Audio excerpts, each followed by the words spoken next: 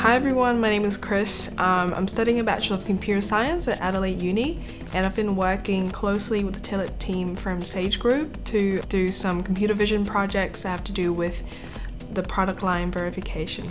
The project that I'm currently working on at TilliT is anomaly detection. It is basically detecting good and bad products during the production line, so you can detect the errors early on and ensure brand quality.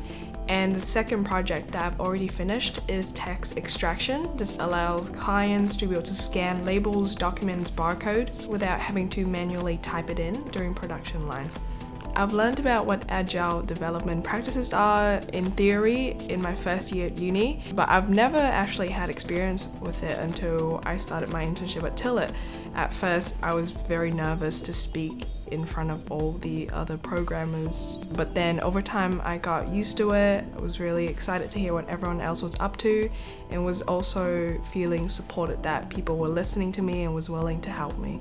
So the beauty of the TilliT scenario is that, we're really keen on fostering the next generation of engineering talent, and we can provide a startup environment within the group of companies and the Sage Group that exposes interns to, really innovative ways of building software or developing end user solutions. So in Chris's example, we were able to work with her really closely and develop a really cool bit of functionality, which effectively is innovative in the space that we work in.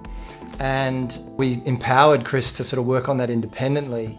But the beauty was we were able to spin that into our solution and effectively deploy that capability to production as a released function or feature in the TilliT software platform, which was awesome. Another great thing about working at Sage was the flexible work arrangements. I could do my internship from home, and it helped me save time on commute and manage my university schedule at the same time.